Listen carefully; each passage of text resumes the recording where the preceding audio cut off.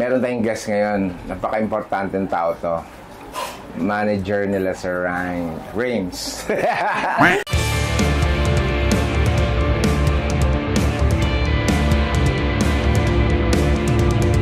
Kukwentuhan tayo ng mga gitarang i-condition natin. Kasi mga gamit to dati nila Sir Marcus and Ellie. Tapos Buddy and ano. Better kung siya na magkwento. Tatanungin na lang natin kada gitara ano yung history nito. Okay guys, panoorin natin. Yan. Tapos mo muna kung sino. Kalimutan mo. Ito na si Sir Darwin ng Superstar. Sir? Yes, ay, hello. Magandang araw. Magandang araw. Anyway, kwento na ako, no? Actually, hindi ako sanay. First time na ano to. Actually, totoo lang. Hindi to, never to nagpakita sa video. Lagi to Okay, cut. Tama na. Alis na ako. Hindi, okay na ito. Galing kasi first time to as in, lagi itong niyaya. Ayaw nito magpakita. Ewan ko bakit. Hindi naman sir, na-ambush ka namin. Hindi na, okay na. Camera tape. Nautusan lang eh. Nautusan. Hindi, Pwede nga hawakan nyo na lang. Ayan. Sige ako naman. Bali, parang si Rames, in-advise niya sa akin na imbis na naka-display sa wall ko yung mga guitars or yung mga memorabilia, sabi niya, may studio ka, yung Velvet Studio. So, sabi niya, bakit di mo doon ilagay kung may bata? Kasi iba-iba naman di ba? Magustuhan mo itong tunog na to, pwedeng damputin, magamit. Kumbaga, ang Maserve niya pa rin yung purpose niya. So, ang daming daanan nitong gitara na to, mahawakan, pasok sa isang kanta, kaysa daw. Tama. Parang yung kaluluwa parang ganun na, pag ka masyadong may ganung Tapos, lagi niya pag kamusta? Kinakamusta niya nga yung mga So, naisipan ko talaga dahil nagkatrabaho tayo sa walang ibang pwedeng gusto kong gumayon to. Ikaw. Sir, salamat sa tiwala. Totoo yun. Kasi, alam ko yung ginawa mo, tulong din yung reunion. So yun. Anyway, ito, ganito kay Marcus. Hinasa niya sa akin in 2008. Tapos, ito alam ko, tama si Sir na sa video and sa mga gigs talaga.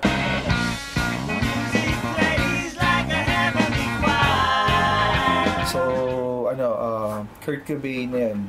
Tapos sinama ko si Utol kasi hindi ako gitarista talaga. Basic lang alam ko. Nung ginagawa niya yung mga kanta niya, ako laging taga-gitara ng mga nice, Torete. Nung kinumpose niya yung Torete, sobrang yung Torete, base yun sa kanta ng Eraserhead. So, talaga, super fan kami ng Heads. Kaya siya rin, sa kanya rin inaano ng nila Rames yung mga memorabilia. Sir, pakilala mo si Uto. Si Herbert Hernandez, gitarista ng Moonstar 88 and Six Cycle Mind. Siya ang composer ng Migraine. Galing. Pero magputol kami. Si Marla, sound engineer na Velvet Studio and ng Six Cycle Mind. Yan sir, yung nung Heads reunion, naka-close ko rin niya kasi mismo ang galing magtrabaho nito.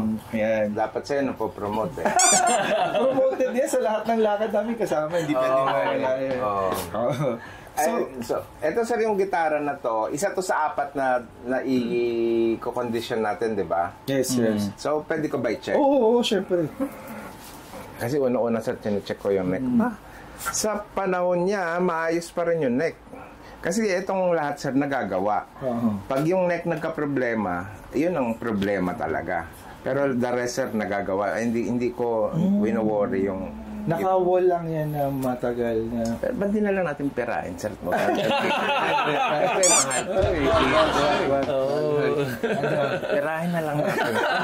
Hindi natin kung tutunog So, isasaksak natin. Titingnan natin kung tutunog. Pustahan tayo, sir. Hindi to tutunog. Pag nanalo daw ako, hindi tutunog. Akin na to. Wala!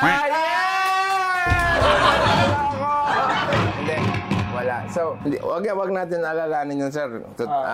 Nagagawa yan. So, ito lang priority ko, yung neck.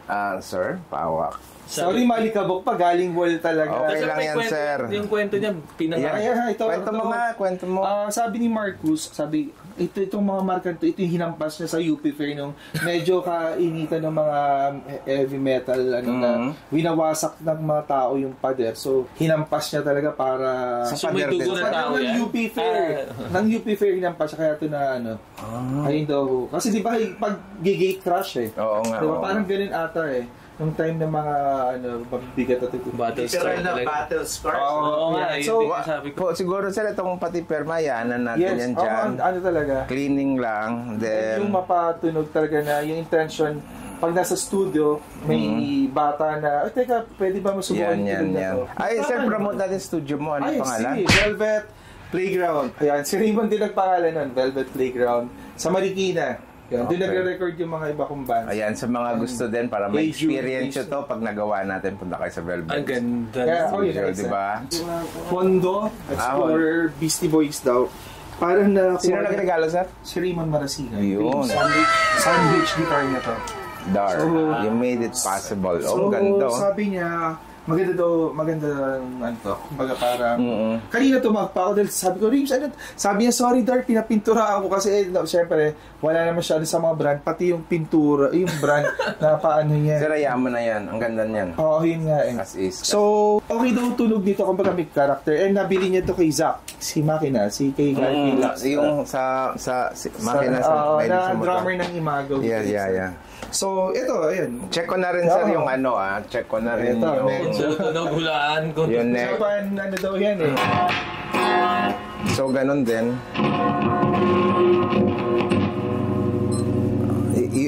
Yung sir, malaman sir, laman loob din. Pero naka-demarcation na siya, oh. Then, yung neck mo, okay din.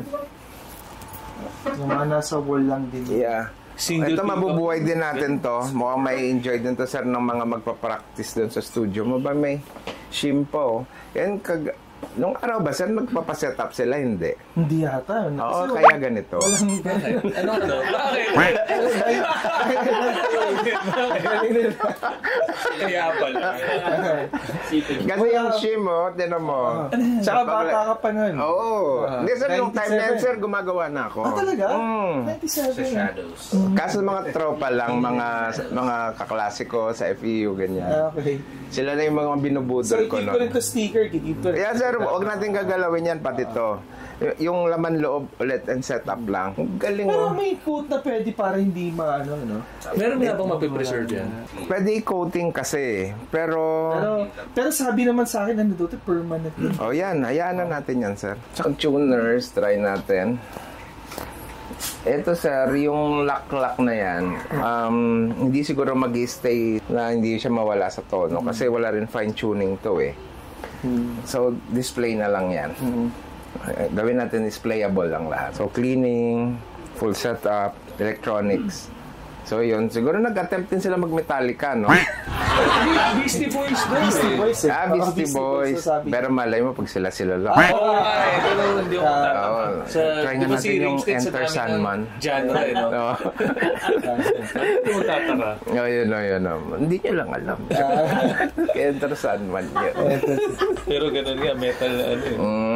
Yeah. Hindi, di ba? May yung mga ano nila. Siyempre sa naipon siguro na iba-iba, kaya lumabas yung id sa tunog, di ba? Okay. So, ito yung pangatlo.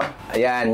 Yung Jaguar na to, Yan, no? Okay. May pirma, Tsaka isa to sa ano talaga, parang markado rin talaga kay Main guitar niya. Kaya ano rin yun, may ganta rin ulit siya dito. So, eto, same din ang kwento, papabuhay lang din. Tingnan natin sir, So, dito pupusta na talaga ako. Maganda ang kwento nito. Ano yan? Ito. Maganda ang kwento nito kasi matagal lang nasa akin to. Tapos si Raymond, pupunta sa bahay, nakatambay lang. Hindi ko alam na si Ellie may-ari. Tapos, sabi niya, ginigitara niya lang. Sabi, Dark, kaninong gitar to? Hindi, pinasa lang sa akin. Sabi, Dark, kay Ellie to. Sabi niya ganyan, kay Ellie, tinawagan ko. Sabi, bro, kay Ellie. Kaya alam ko fan ka na Ellie. Ingatan mo lang, tago. Parang ganun. So, binenta sa'yo ito binigay? Binenta sa akin. Sa akin binenta kasi alam niya na na fan ako ng Heads. Congrats. So nung si Ellie, nakita ni Ellie to, pinasay ko, nasa iyo pala to. Tagal kong naalam po na kanino tong gitara na to. Sir, may alam akong buyer nito. Hindi, joke lang. Lahat yan, joke lang yun ha. Okay, makipagpustahan na lang ako para walang ilabas na pera. Pag hindi tumunog, akin na ulit. Okay, on. Wala! Akin na to. So, wala rin na naman tunog, oh. Meron. Panalo. Pero grounded. Okay. Ituloy natin ang kwento. Ano sir yung kakwento mo pa dito? Sa music video nila, saang... fruitcake, tapos sa El Bimbo ata siya rin. Yung naka-side pati sa El Bimbo. Oo. So, pati sa El Bimbo, tapos hindi ko maraming journey tong gitara na to. As usual, check your neck. Ito medyo warp. Pero alam mo sir, hindi ako nag-worry sa mga gitara na to kasi ito yung mga time na build ng Japan na matibay yung mga neck. So, yeah, magagawa natin to. Then cleaning and electronics na naman to. Bakit dalawa yung pirma? Kanina pala to. Pinapirmahan ko sa kanya. Pinapirmahan ko rin yan. Sa kanya rin to, sir, pirma? Pirma niya rin yan. Ayan. Naniniwala din ako may magic yung gitara. Kasi sa Moonstar 88, yung ginamit ng Torete, na acoustic, yung intro ng Torete, yung yun din ang ginamit na gitara After Image for Habang May Buhay. Marami. Tapos, yung mga hit songs ng rin, sorry, hindi naman pero feeling ko may kaluluwa talaga merong yung mga gitara. May gitara na ako na mura, tapos sa mahal. Hindi ko mabili yung mahal, nabili ko yung napakamura lang. Kasi nung hawak ko, parang ang dami ko pasok agad na kanta. Nasawa ko ako nun. Pero hindi ko inali yung itsura, kundi ba't parang may susunod? By the way, maliban sa Torete, sa Cycle Mind siya yung mga... Sir, ang galing mo naman, sir. Maraming hit songs yan. Sandalan. Sir, apir nga. Yan, taga-gitara ako niyan. Napasa na sa akin.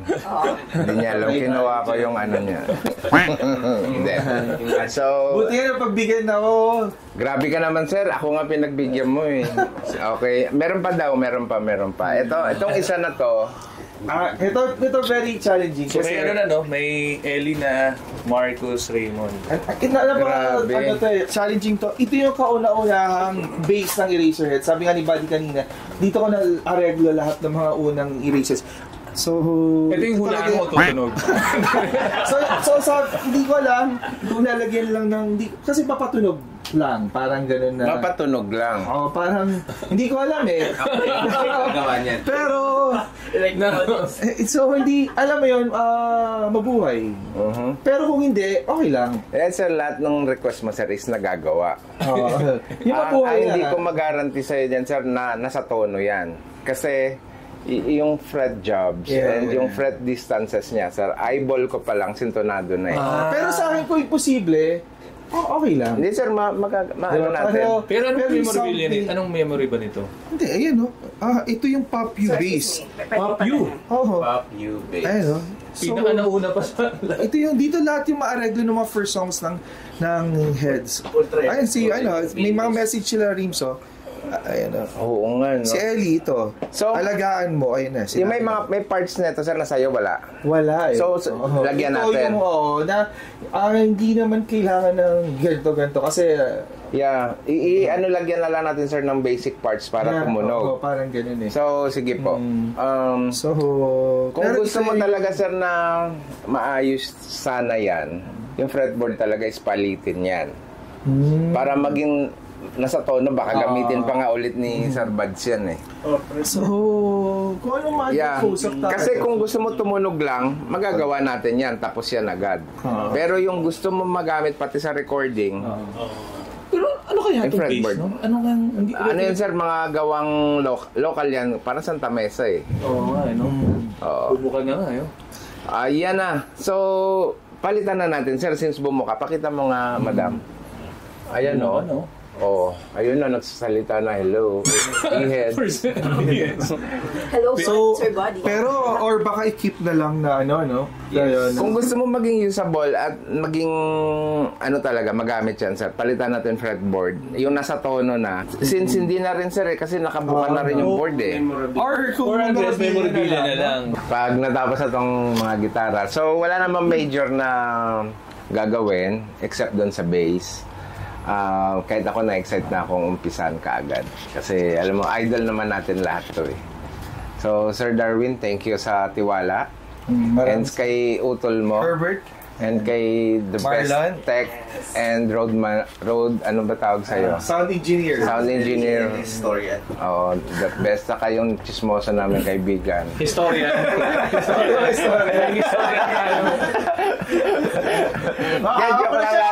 Joke lang yun. Baka sabihin niyo, chismoso. Hindi. Okay, tol. Mga tiyang, panoorin nyo na lang kung paano yung proseso ng paggawa nito. Yeah! Salamat. Woo!